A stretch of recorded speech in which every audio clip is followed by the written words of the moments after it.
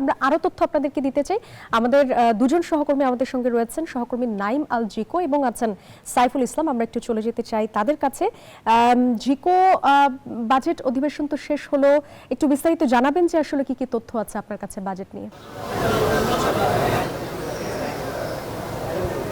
সাদিয়া, ধন্যবাদ আপনাকে। যেমনটি বলছিলেন যে বাজেট অধিবেশন এর মধ্যে শেষ হয়ে গেছে এবং থেকে অর্থনীতিবিদ সহ বিভিন্ন ব্যক্তিরা এবং সংসদ সদস্যরা তারা বের হয়ে আসছেন এবং কয়েকজনের সাথে আমাদের কথাও হয়েছে। তারা যেটি বলছেন যে এবারের বাজেটটি কিন্তু জনগণের আকাঙ্ক্ষা প্রতিষ্ঠার যে বাজেট সেটি কিন্তু এবার প্রণয়ন করা হয়েছে। যদিও বাজেটের আকার বড় হলেও এটিকে যে লক্ষ্যমাত্রা কিছুটা ঘাটতি রয়েছে, তবে সেই ঘাটতি পূরণ করার জন্য সর্বাত্মক চেষ্টা করা হচ্ছে। কিছুক্ষণ আগেই আমার সহকর্মী শাহাদাত যেমনটি বলছিলেন যে এবার এনবিআরকে কিন্তু 6,04,000 কোটি টাকার বাজেটের যে লক্ষ্যমাত্রা দেওয়া হয়েছিল সেটি কিন্তু আসলে তাদেরকে অর্জন করতে হবে। এবং যদি একটু আমাদের সাথে একজন অর্থনীতিবিদ আছে, স্যার একটু আপনার সাথে কথা বলতে চাই।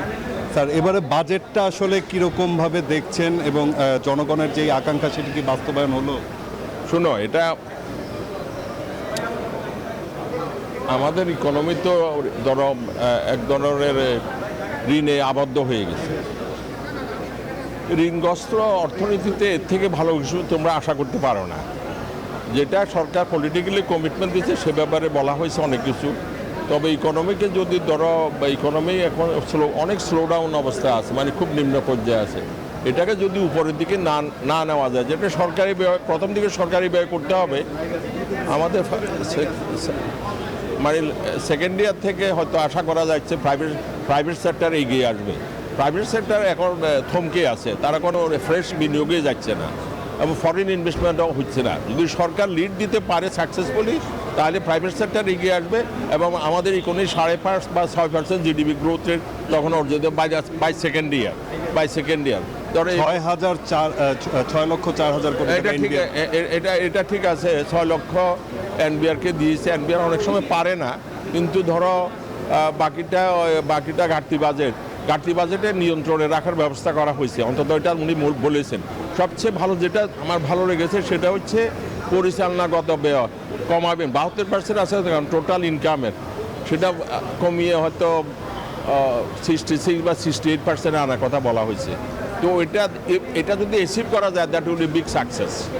কারণ পরিচালনা ব্যয় আমাদেরকে ডুবিয়ে দিচ্ছে, সরকারের পরিচালনা ব্যয় এত বাড়তেছে। এটার এগেনস্টে আবার যদি ঘাটতি বাজেট করা হচ্ছে, সুদ ব্যয় বাড়তেছে। As a result whole economy কিন্তু ওই ঋণের আবদ্ধ হয়ে যাচ্ছে। সেটা থেকে আমাদের উত্তরণ ঘটাতে হলে পরিচালনাগত ব্যয় কমাইতেই হবে। সেটা পারে কিনা দেখা যাবে at the end of the ইয়ার।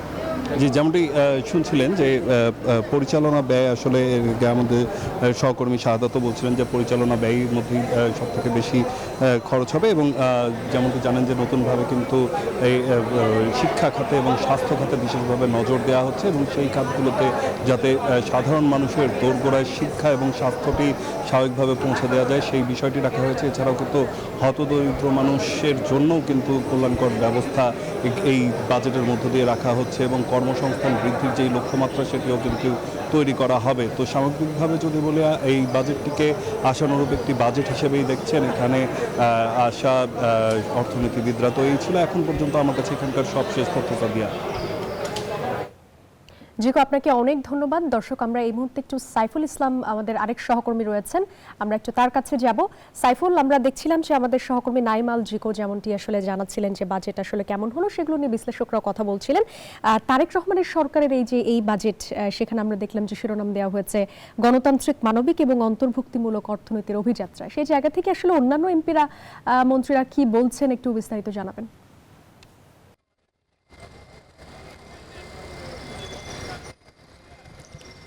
আপনি ঠিকই বলেছেন, বিএনপি সরকারের এই প্রথম যে বাজেটটি, এই বাজেটটি বাংলাদেশকে আসলে গণতান্ত্রিক যাত্রায় এবং বিশেষ করে আগে যে একটি আধিপত্য ছিল, বিশেষ করে যারা এই বাংলাদেশের যে অর্থনৈতিক ব্যবস্থাকে যারা ধ্বংস করেছে এবং লুটপাটের মাধ্যমে বিদেশে টাকা পাচার করেছে, সেখান থেকে অর্থনীতিকে একটি গণতান্ত্রিক ধারায় ফিরিয়ে আনার জন্য কিন্তু এই সরকার কাজ করছে। এবং সেটি কিন্তু অর্থমন্ত্রী আগেও তিনি জানিয়েছেন যে এই বাজেটের মাধ্যমে বাংলাদেশের যে অর্থনৈতিক অবস্থা সেটিকে তারা একটি এমন জায়গায় নিতে চান যেখানে আসলে প্রত্যেকটি মানুষের সমান সুযোগের নিশ্চিত থাকবে।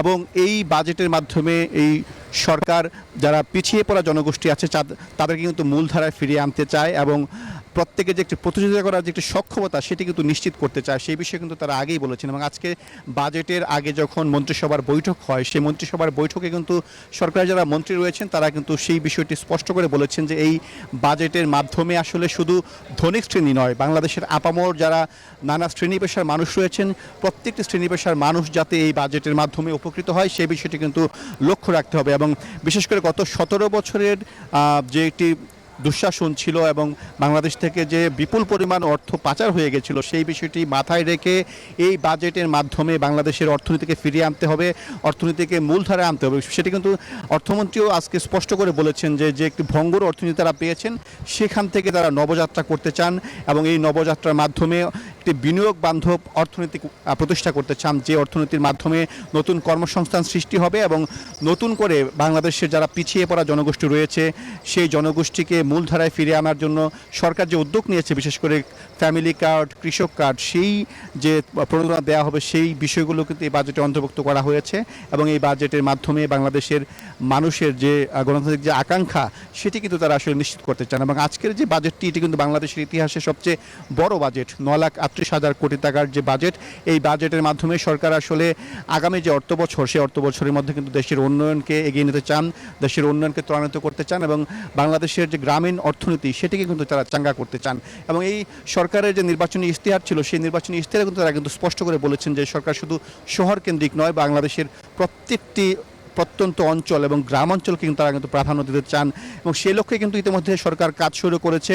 সরকার কিন্তু সারা দেশে যে খাল খনন কর্মসূচি সেটি কিন্তু শুরু করেছে, সেই বিষয়গুলো কিন্তু আজকে বাজেটে প্রাধান্য পেয়েছে। এবং অর্থমন্ত্রী কিন্তু আরেকটি বিষয় স্পষ্ট করে জানিয়েছেন যে বর্তমানে বাংলাদেশের যে বিদ্যুতের যে ঘাটতি রয়েছে সেটি তারা আগামী অর্থ বছরের মধ্যে কিন্তু সেটি আসলে তারা দূর করতে চান এবং তারা কিন্তু 2030 সালের মধ্যে 35,000 মেগাওয়াটের যে বিদ্যুতের যে উৎপাদন সেটি নিশ্চিত করতে চান। সেই লক্ষ্যে কিন্তু সরকার কাজ করবে, সেটি কিন্তু আজকে বাজেটে অর্থমন্ত্রী স্পষ্ট করে বলেছেন। পাশাপাশি সরকারের যে নির্দিষ্ট লক্ষ্যমাত্রা শিক্ষা, স্বাস্থ্য সহ প্রত্যেকটি খাতেই কিন্তু তারা কিন্তু প্রাধান্য দিতে চান এবং সাধারণ মানুষের যে চাহিদা রয়েছে সেই চাহিদাকে কিন্তু সরকার এই বাজেটের মধ্যে তারা আনতে চান। এই ছিল আমার কাছে জাতীয় সংসদের সামনে সর্বশেষ। সাদিয়া, ফিরে যাচ্ছি আপনার কাছে। সাইফুল ইসলাম, আপনাকে অনেক ধন্যবাদ। দর্শক, 2026-27 অর্থ বছরের জন্য আজকে যে বাজেটটি উপস্থাপিত হয়েছে সেই সম্পর্কে আপনাদেরকে জানাচ্ছিলাম আমি জান্নাতুল সাদিয়া। নতুন সরকার, নতুন বাজেট, এখান থেকে আমরা এখন চলে যাব আমাদের নিউজ স্টুডিওতে। সেখানে আছেন সহকর্মী অর্থী। ধন্যবাদ আপনাকে। জান্নাতুল সাদিয়া যুক্ত ছিলেন, জানাচ্ছিলেন বাজেটের বিস্তারিত খবরাখবর।